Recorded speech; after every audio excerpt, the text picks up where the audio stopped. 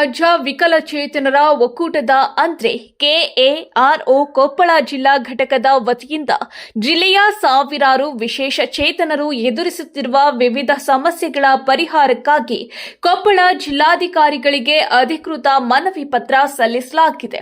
ಕೊಪ್ಪಳ ಜಿಲ್ಲಾ ಆಡಳಿತ ಭವನದ ಮುಂಭಾಗದಲ್ಲಿ ಸಂಘಟಿತರಾದ ವಿಕಲಚೇತನರು ಒಂದು ದಿನದ ಸಾಂಕೇತಿಕ ಧರಣಿ ಸತ್ಯಾಗ್ರಹ ನಡೆಸುವ ಮೂಲಕ ಸರ್ಕಾರದ ಗಮನ ಸೆಳೆದಿದ್ದಾರೆ.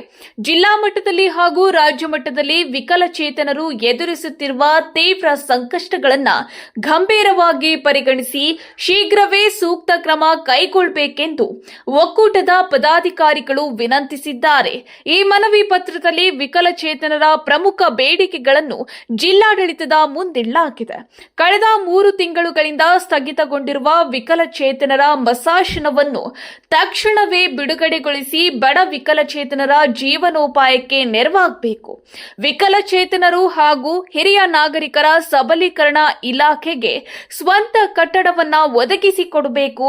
ಕೊಪ್ಪಳದ ಜಿಲ್ಲಾ ವಿಕಲಚೇತನರ ಭವನವನ್ನು ಸಂಪೂರ್ಣವಾಗಿ ವಿಕಲಚೇತನರ ಒಕ್ಕೂಟದ ಸ್ವಾಧೀನಕ್ಕೆ ವಹಿಸಿಕೊಟ್ಟು ಸಂಸ್ಥೆಯ ಸಾಮಾಜಿಕ ಹಾಗೂ ಶೈಕ್ಷಣಿಕ ಚಟುವಟಿಕೆಗಳಿಗೆ ಅನುಕೂಲ ಮಾಡಿಕೊಡಬೇಕೆಂದು ಒತ್ತಾಯಿಸಲಾಗಿದೆ.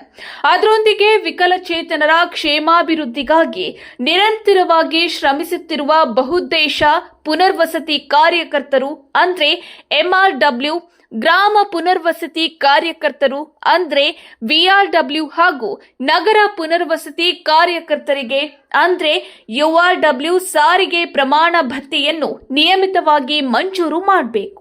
ಸ್ಥಳೀಯ ಸಂಸ್ಥೆಗಳಲ್ಲಿ ವಿಕಲಚೇತನರ ಅಭಿವೃದ್ಧಿಗಾಗಿ ಕಾಯ್ದಿರಿಸಲಾದ 5% ಅನುದಾನವನ್ನು ಫಲಾನುಭವಿಗಳು ವೈಯಕ್ತಿಕವಾಗಿ ಬಳಸಿಕೊಳ್ಳಲು ಮುಕ್ತ ಅವಕಾಶ ಕಲ್ಪಿಸಬೇಕು.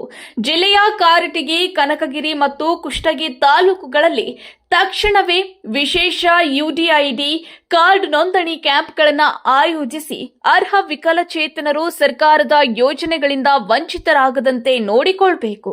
ಬರುವ ದಿನಗಳಲ್ಲಿ ಜಿಲ್ಲಾಡಳಿತವು ಎಲ್ಲಾ ಬೇಡಿಕೆಗಳನ್ನು ಈಡೇರಿಸುವ ಮೂಲಕ ವಿಕಲಚೇತನರ ಬಾಳಿಗೆ ಆಸರೆಯಾಗಬೇಕು ಎಂದು ಒಕ್ಕೂಟವು ನಿರೀಕ್ಷಿಸಿದೆ. ಸರ್ಕಾರಕ್ಕೆ